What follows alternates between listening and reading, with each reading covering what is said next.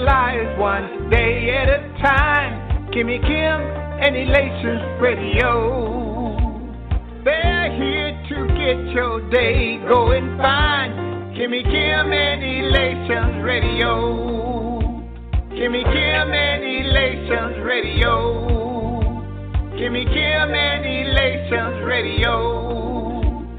And here's your host, Miss Kim Robinson.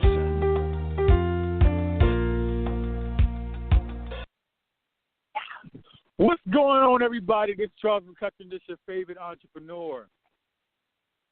Today, I'm really coming off of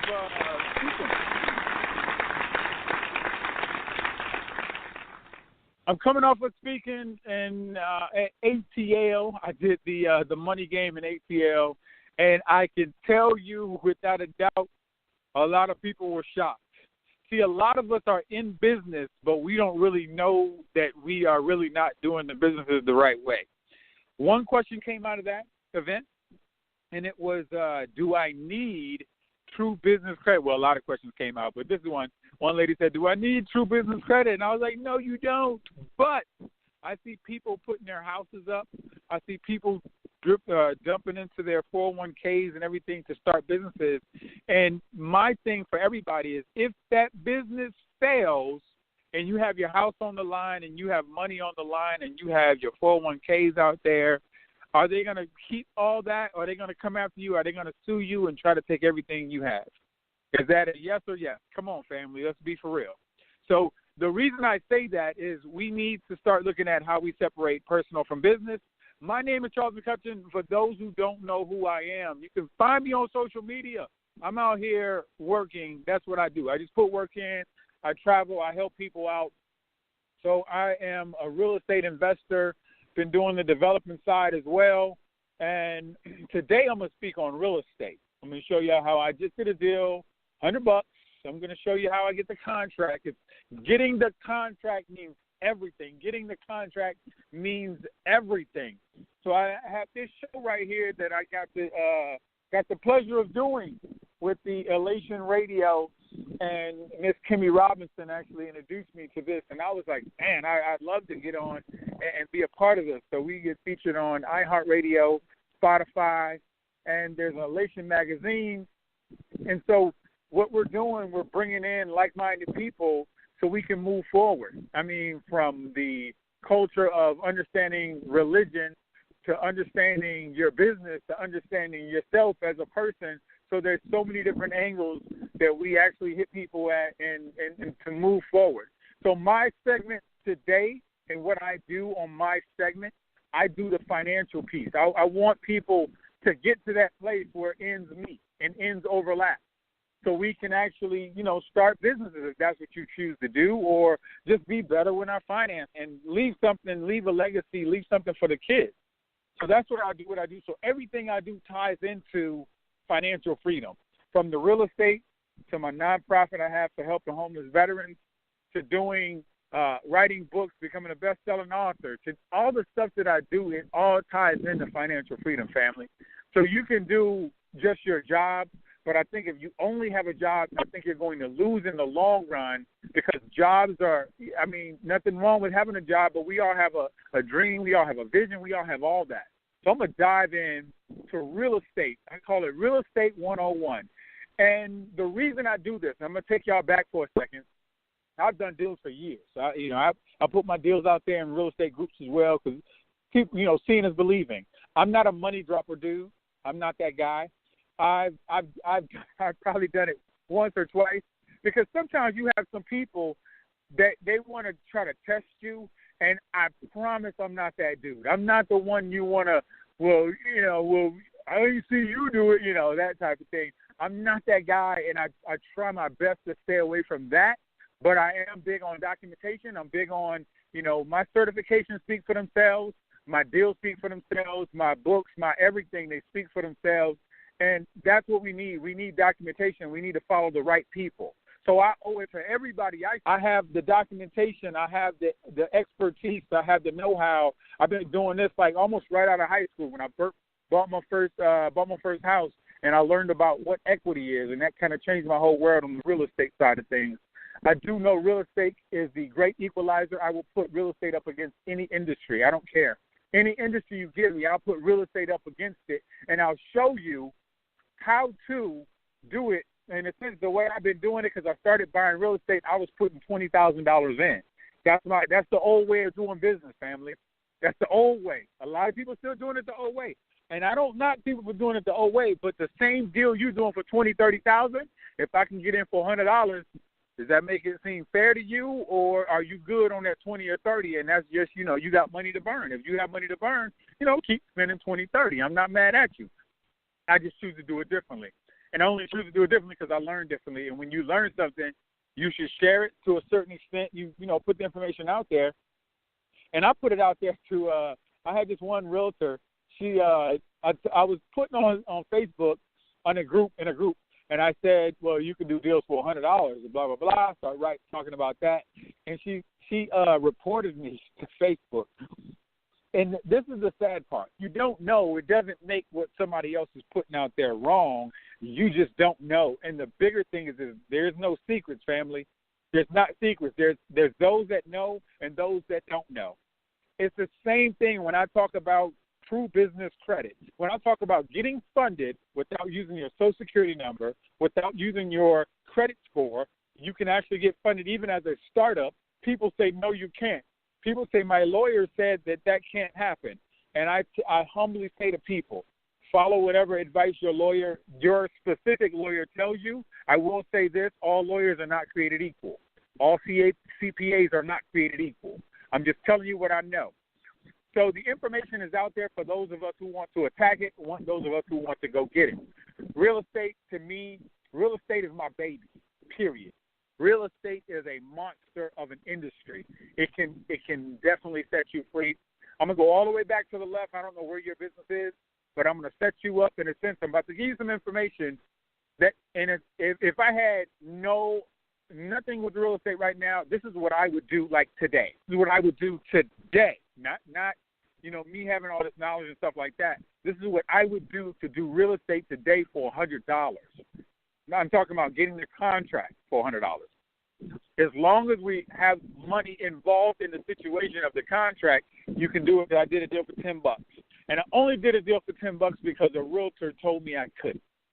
That's the only reason I did it for $10, and I have the documentation to prove it. And it's all about getting the contract, family.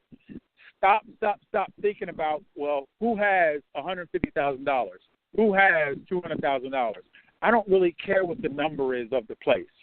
Somebody gave me a contract. Well, not a contract. It's a hotel down in Miami, right on Miami Beach, $125 million. That doesn't move me. The numbers do not move me, and let me tell y'all why. There's no shortage of money. There's no shortage of money. There's no shortage of money. There's no shortage of money. So when you come to me and ask me and say, hey, well, I need about $50,000 to do X, Y, Z, it's not that you need $50,000. It's you probably need a better deal.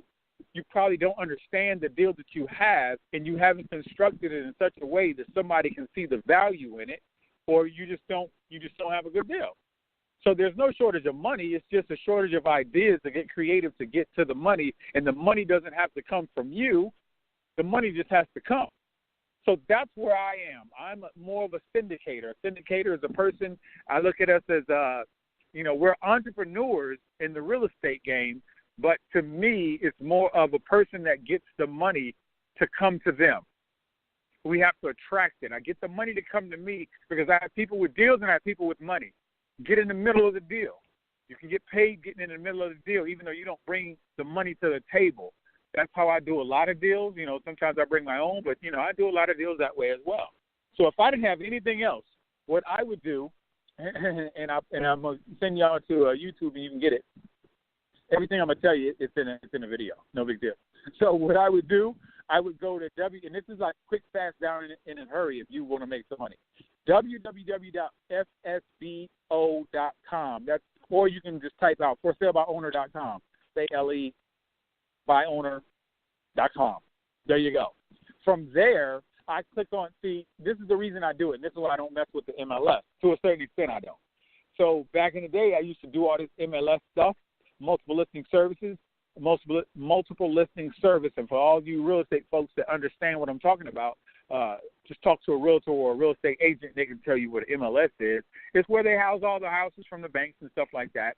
And I used to do a lot of wholesaling, trying to get houses. And I'm going to tell you, you see all these great houses out there. Do the numbers, you do the math, and the math says, man, this is a great house. I want to wholesale it. So I put up my earnest money through the realtor, and that's $500 to maybe $2,000, depending on your market or whatever the realtor is asking for. You put that up, and then it's like a bidding war between the different investors, and you put the information in there, and we see who gets it, really. And that's what it comes down to via the MLS. Let me explain something. Anything on the MLS, any property on the MLS, you are not the only investor that's looking at the MLS. See, $90,000 of equity in this property. Oh, man, I really want it. It's a foreclosure, blah, blah, blah. And I'm like, dang, I really want this property. I put my earnest money up, and then the realtor always, never fails, always come back to me. And she says, hey, Charles, we have a couple people bidding on this property. Do you want to, add more money to do you want to change your contract in a sense to say, well, I want to pay more money for this property. So the property was $150,000. She probably want me to go up to $170,000, $160,000, I don't know. And I used to tell her that every time, nope, and I can't do it. And this is the reason, if you consider yourself a wholesaler, for one, I would say stop, because that's not the right terminology we use in the real estate industry. If you tell me you're a wholesaler or a flipper or a rehabber, all you're telling me is, I'm just going to tell you what I think, and I don't say nothing, but this is what you're telling me. You're telling me you're limiting yourself in what you can do in the real estate arena. So people say, hey, Charles, what do you do in the real estate arena? I do real estate. That's it. The only type of real estate that I do is the type that makes up, whether it's rehabbing, whether it's wholesaling, whether it's lease options, it doesn't matter. You can you can wrap around. You can do real estate, family. You have to learn each little bitty piece of this thing called real estate. So back to the getting properties on the MLS, the reason you can't get it as a wholesaler, you have to probably put in for about 25 deals. So you may be able to get one. You may have to put 25 deals in. I can't say some stuff that I really want to say. I won't say what I really want to say, but I truly, really want to say it, but I can't. And there's reasons why I can't. So I'm going to say, let me give my disclaimer. I'm not giving any type of legal advice. That's not what I'm doing. I'm not telling y'all, I'm not a CPA. I'm not none of that. I'm not licensed to do law or anything in your state. I'm merely giving my information. That's all I'm giving is information. So I don't want people coming back to me saying, well, you said it's information. I've been in this industry a long time. I've seen some great stuff, and I've seen some things that I wish I didn't see, put it that way. So it goes like this. As a wholesaler, you have a certain criteria of amount of money that you can spend to at least make money. And for me, as a wholesaler, at least $10,000 per deal. That you can go down to 5, but once it starts getting lower than 5, it's like, was it worth your time and effort? It may or may not be. I don't know. But I like to do $10,000 deals and then up from there, at least $10,000 and up. I've done $5,000 too. I'm just saying. But we have a thing called a MAO, a maximum allowable offer, that you have to be able to run the numbers to understand what you're getting yourself into. And if the numbers don't add up, you cannot try to make the numbers work. And that's where I see a lot of people go wrong. There's a lot of people doing real estate, family. I'm talking about the real estate investors to developers to agents to realtors to carpenters. There's a lot of people in the real estate industry, but there's not a lot of people closing deals. There's not a lot of people doing deals. There's reasons for that. And I'm gonna go over Mayo in a second, but the bigger reason, and I'm about to punch realtors in the mouth, and you can send this to a realtor because I want them to know, realtors and agents, if you are a realtor or an agent and you listen to me right now, you need to become an investor. You need to become an investor. You need to change up how you're doing business. So a lot of realtors and agents are losing. I'm just gonna be honest with y'all. Let's keep it 100. You're losing, and I'm going to tell you why. Across the country, you may have about 19% of people that can get a bank loan. 19%. And some of you agents and realtors only choose to work with the 19%. What about the 81? What are they doing? What are y'all doing with those? I've seen realtors turn people away because they didn't have good credit. I'm saying, no, never, ever, ever. You don't have to turn people away. You can make money by not turning them away. All right? Work with the 81%. That's why I can outwork any realtor. I don't care how much money they make. It doesn't really matter to me. We can go head-to-head if you want to. And I'm not being cocky. I'm working with the 81%. I'm working the numbers.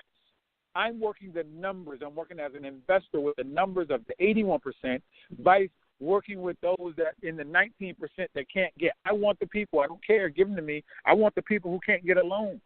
Because I get them to a credit person. We can fix credit. Credit is nothing to me. Credit is you can go up 50 points in a day type stuff. That's what I know for a fact. Credit can jump. I don't care if you had a 350. We can get your credit to where it needs to be. You got to help us, but we can get your credit up. Credit is no problem. A lot of us kind of scared of credit and kind of embarrassed about credit. My credit was jacked up back in the day. I don't care about credit. I can get it to where I need to get it. It doesn't matter. You need a 620, you need a 580, we can get you there. I can get you in a house. Let me say this one time, and I want everybody to hear me on this one. I can get you into a house without your credit score. How about that? And I know some people are like, you can't do that. No. You can't do it. It's being done across the country, family. A lot of us just haven't gotten in the game yet. So realtors want to make 3%. I want to make 100. I don't want to make 3%. That's all I'm saying. Why make 3 when you can make 100? But if you can make 3%, you can make 100. As a realtor, you have to turn the hat around and become an investor, because this is what I see happening in the investment world, in the real estate world. So you have these realtors that have these things called pocket listings.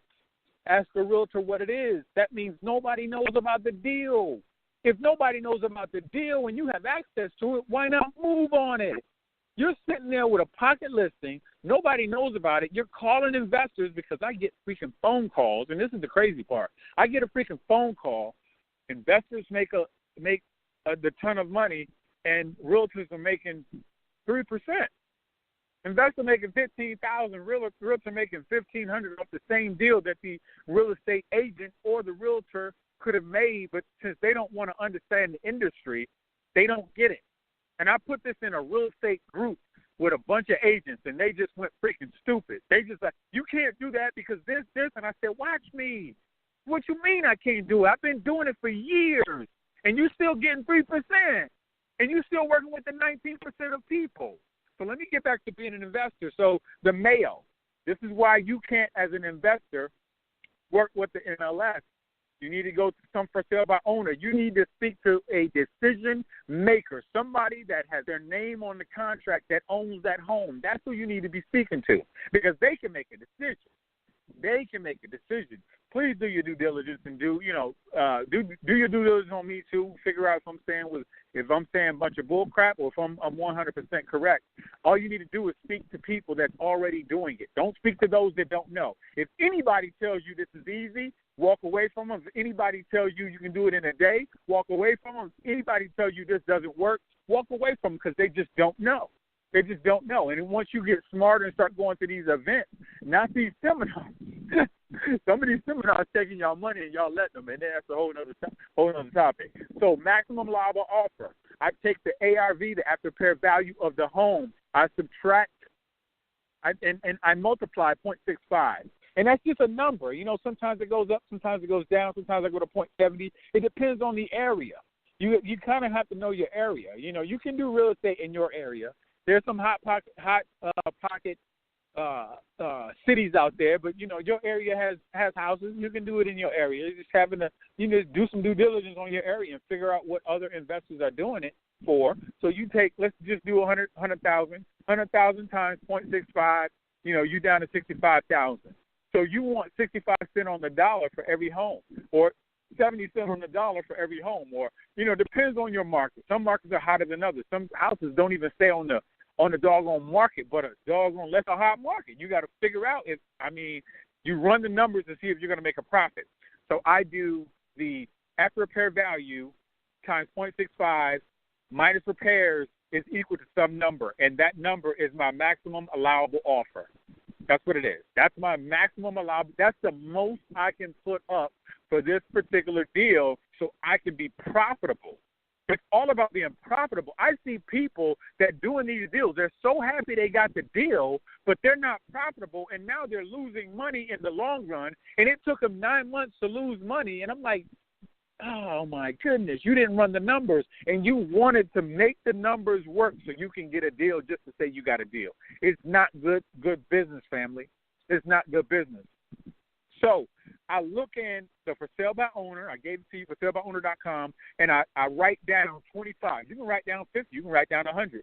You figure out how you want to get down. It's up to you. The more you write down, the better your odds.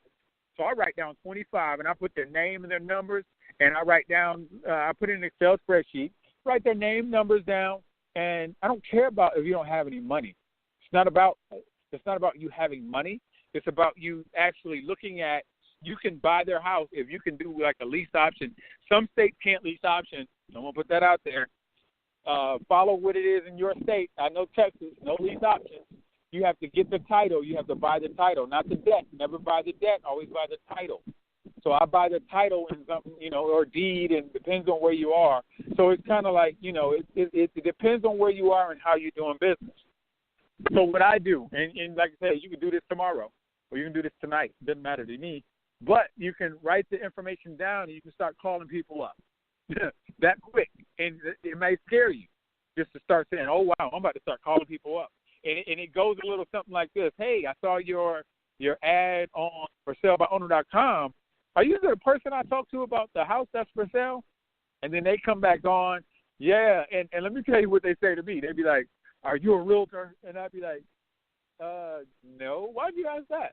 I'm like, because I don't like realtors. And then you need to be like, well, neither do I. So, and if you are a realtor, by law, you're required to say, yes, I'm a realtor, but I'm acting on behalf of an investor because I want to buy your home. You need to be like that. And the thing is, it's not about you having the money to buy the home. It's not even about that. It's about the conversation you're about to get to figure out what's the trigger point that this person has. What are they trying to solve? I'm a crime solver in the real estate industry world. Please believe that. You better be a crime solver, and you just better be figuring it out. Like, how do I help this person? That's what I do. I go in with the mindset of how do I help them. Even if I don't make any money, if I can still help them out, hey, it's a win-win for me. I get my business from helping people. So I ask the question, and then I say, okay, I'm definitely interested in that area. Even though, it is, you may or may not be, it is what it is. I'm definitely interested in that area. How long have you been trying to sell the house? And you can look online to kind of get a snapshot if they've been lowering the price or what they've been doing with the price right on some of these sites. It's going to tell you. And you're just trying to gauge what's going on. Because they're going to tell you they may tell you some bull crap like they always do. They're going to tell you something and they may say 3 months would have been 6. But, they're going to kind of give you a little bit of information because they're trying to get to know you. What you're trying to do on the call is form some type of, even an inkling of a relationship. And I start to form the relationship as I'm talking to people because I need to see what's their, where's the pain? Where's the pain coming from? And this is where I get them. Tell me a little bit about the house. See, a lot of people are emotionally tied to their house because some people have been there for a long time. And what I'm seeing right now across the country, this is big, family. I need y'all to get this one. What I'm seeing now across the country on a bigger scale, a lot of baby boomers, people born between 1946 and 1964, they're leaving their houses. And there's 33% of homes, like right now, are like paid off, like have no payment. And a lot of the baby boomers may have access to these because they've been in their houses for a long time, and they don't want to cut the grass no more. They don't want to deal with that. They want to downsize a little bit. They may want to go to a smaller community or a community that has some folks in their generation around where it's a slower community, not all, the music bopping through and that type of thing. So there's a lot of baby boomers. They're looking for a way. They're looking for somebody to help them, family. That's what they're doing. So when I ask, can you tell me a little bit about the house, that's when they start saying, well, I've owned this for like 30 years and, I'm just I just want to downsize. We ready to go. Me and the wife want to just, they may say cash out. Me and the wife just want to be done with it. And, we got a little place in Florida we want to go to. And it's all about what they want to do. It's never about you. Find out, you find out what year it's been built and the bed and the bath. And, when are you looking to move? Well, we already moved. It's been empty for like 6. I'm going to give y'all a real one. It's been empty for a year. That's what I got, one of the ones I did. It's been empty for a year, and I'm like, ooh, nobody really want that. Don't knock it till you look at it. I went to that house that they told me it was empty for a year, immaculate condition, hardwood floors, upgraded appliances, and I got back on the phone, and I was like, oh, my. I said, so what do y'all want for the house? It was like, well, we just want the note to be paid. That was like music, and I'm talking about like some good music making to my ears, family. When anybody tell you they just want the mortgage paid, you better jump up and down, not on the phone and not in front of them, but just jump up and down later to know that you got yourself a deal because you can find somebody to put in that house. That's what I did. So as you go along, they tell you everything. They, reason you're moving, we just want to move to Florida, blah, blah, blah. So you go into the great. Well, I'm definitely looking to buy within the next few days, even though you ain't got a dime to your pocket. I'm just trying to tell you what I know. So, and then, okay, I'm just going to go through the little script. So it says, so they say what they say. And you say, great, I'm definitely looking to buy in a few days. And it sounds like something that, I'm looking for. Sometimes there's ways we can make it work without doing something with the financing. You have a mortgage on the house, right? I ask that question. Sometimes they don't like to hear it, but I ask it because I want to gauge and see if they free and clear, meaning they don't have a mortgage, or they still making payments. And then I ask, can I ask how much you owe on it? And I'm asking because if they tell me I already did my mail, right? I already found out what the after repair value of the house is. So if I know the after repair value of the house is $215, right? So it's $215, and I already did my my due diligence on it, and they say, well, we still owe $135. I'm like, oh, okay. So my next going in, I'm gonna ask them the question is, would you sell it for what you owe? And then shut the heck up. Would you sell it for what you owe on the property? Sometimes they say yes, and sometimes they say no. But if you don't ask the question, then you will never know. And I always ask, well, what type of shape is the house in? And let me give y'all the answer to everybody you're going to talk to. Oh, the house is in immaculate shape. Everybody's house is in immaculate shape. I don't care who I speak to. And I do that for a reason, but I'm going to have to tell y'all that later. But, yeah, I do that for a reason, but everybody's house is in immaculate shape. And I ask this question just so I can feel out where they got their information from. I say, well, do you have an idea of how much houses are going for in your area? And I ask that because I want to see where they got their information. Well, a house down the street sold for, or my realtor friend told me, or my next door neighbor told me, and I always get that just to kind of feel of what they're saying. Most people with their houses, they want full asking price. I'm just telling you. They want full asking price, but you're going to have some people that say, hey, I'll sell for what I owe. I saw one female that I know, one lady, sorry, because some people don't like the word female, one lady that I know, she made $100,000 off of a deal from a doctor. She made $100,000 off of that deal, and I was like, wow, that's and it had $100,000 of equity in there. And she asked him, would you sell for what you owe? And he said yes. And I was like, wow, that's $100,000 of equity. And if she hadn't asked that question, she wouldn't have got it. But I don't know about y'all, but $100,000, everybody can eat off of that. Everybody can eat. So let me ask you this. This is what I'll be telling people. So let me ask you this. Would you sell the house for what you owe on it? There you go. Plain and simple. And then you ask them the next question. Well, if I were to pay you all cash and close whenever you wanted to, what's the least amount you would accept? And then they come in and say whatever they're going to say. And I don't care whatever they say. It doesn't matter to me. But the next thing out of my mouth is that the best you can do? I might give them 2 of those. Is that the best you can do? And I do that because it makes people think. And they always come back and they say, well, we could do, and they always try to come down, well, not always, but, a lot of people do come down off of the original price that they gave you. And I say, are you sure? Is that the best you can do? And then I stop talking. I do this. Would you consider giving me a little time to pay it off in full? Because I like to cash you out, but I may have to do it later. I say that because I want them to. I like the word cash, and a lot of people do. So they know I'm gonna cash them out, but they may not need the money right now. And if they don't need the money right now, ding, ding, ding, ding, that may be owner financing, that may be subject to, that may be lease option. That's a couple of different avenues that I take in what I'm doing this thing for. And so what I do upon that, I'm trying to set an appointment.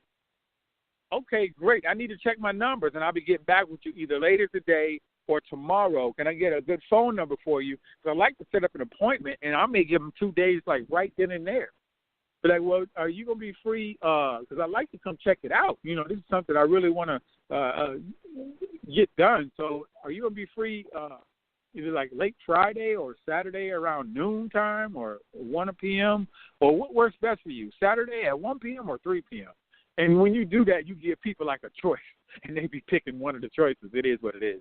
So what you're doing is setting appointments, and even during the appointment, you can take your paperwork with you. And let me tell y'all this. A contract. Don't get scared about the contracts. There's a couple of different contracts out there that we can use. When I'm doing lease options, I'll take a lease option agreement contract out there. And you can do a contract on a piece of paper as long as you're legally trying to do good, sound stuff. You're not trying to beat anybody and stuff like that. It's not about that. It's about doing good business.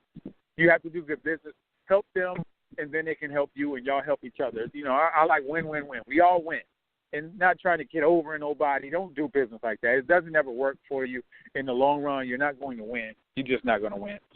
So the one thing to do is get the contract. If they sign the contract saying, hey, you can do a lease option, and let me give you all a real-world example. So they signed the contract. I did one up in Suffolk, Virginia, did a lease with an option to buy, and I put down $100. They signed, I signed, and the exchange of money legally to make the contract binding was $100. I got the contract, and the mortgage was $1,335. The house was about $140. I think it was about $140.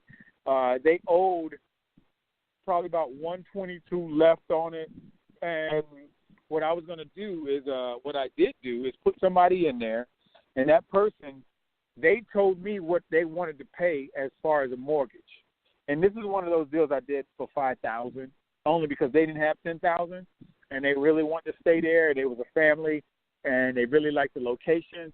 And they said, well, we're paying right now in mortgage. We're paying somebody's mortgage right now because we're actually renting. It was renting in a nice area. I was like, wow, and those houses over there, $2,300, $2,500, what have you. But they were paying $2,300, and the lady was going up on the rent. And they said, well, we're going to pay $2,300. We want to buy. So they said, we'd rather buy this one right here. And I said, okay, well, if they're paying $23,000, for a fact they can pay a little less than that. So I set them up. They was paying $2,200 a month because they had to pay up to the $10,000. And the reason I like using $10,000 is this. So let's say you're renting a property to somebody, and they just decide to leave. And if the mortgage is $1,335, can that $10,000 pay on that $1,335 for 3-4 months? Can you find somebody else? Yes or yes? I bet you it can. Been there, done that. Been there, done that. Over and over and over again. You definitely can find somebody, and if it's a nice house, because I like working with nice houses, you can find somebody, you can do it in like 2.5 months. Or you can do the extreme, like I have this extreme marketing plan. Shoot, that's a 7-day turnaround. Boom. And I don't know why realtors sell houses the way they do, and I try to tell them you're not really doing much with one sign in the yard, but hey, that's a whole nother story. And so the lady put down $5,000 down. They said they want to pay $2,200 a month, and this is where where it was a little sticky. So the house I'm buying, I bought the house for what it was worth, which was $122.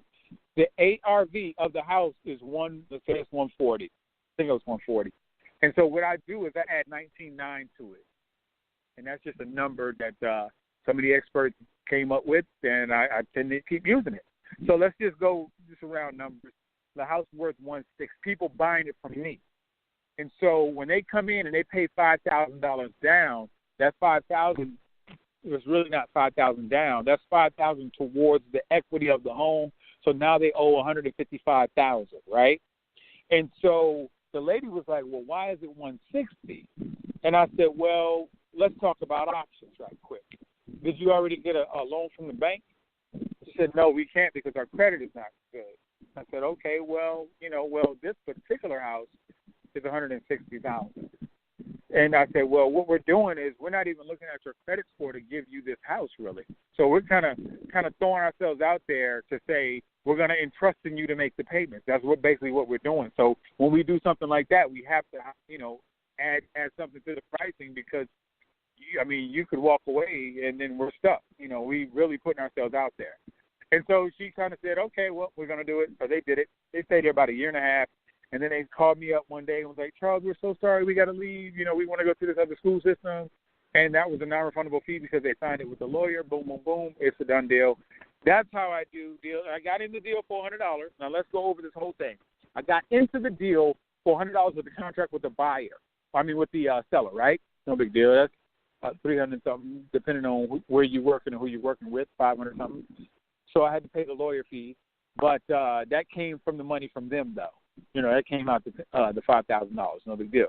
But the mortgage is $1,335 a month, and they're giving me $2,200. Y'all better get this. Now, this is how we all win.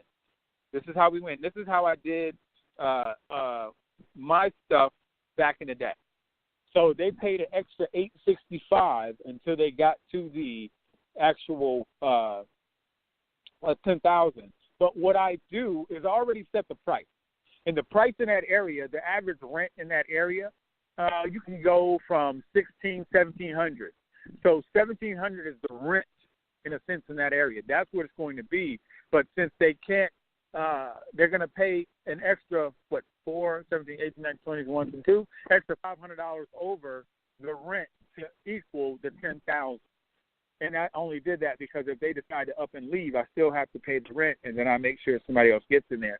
But if the lease was an option to buy, I do it for a 3-year term. So I get $5,000 up front.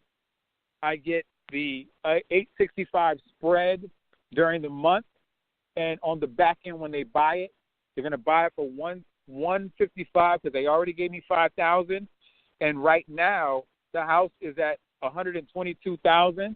So there's $33,000 on the back end. So I'm working like crazy to get their credit score up to where I need it to be, whether that's a 520 or a 620, a 580 or a 620. Tell me what I needed to get, and we're going to get some people to get to work with their credit and get them up to that speed. What I'm getting is the buy down. So if they pay down the property, I'm going to get the buy down from the seller. The seller is not going to get 122. If the house is if they paid it down to 120, I'm going to pay 120, whatever that buy down is. But that's in the contract. The lawyers in. Let the lawyers do their work. Don't try to do the lawyer's job. Don't try to do the lawyer's job. I didn't need a real estate agent to do this. I didn't need a license to do this. It's negotiating a contract where the mortgage stays in the seller's name. And then I will tell you like this: there's a lot of questions from the seller. You need to be able to answer them, because if you want that deal, you better answer the questions.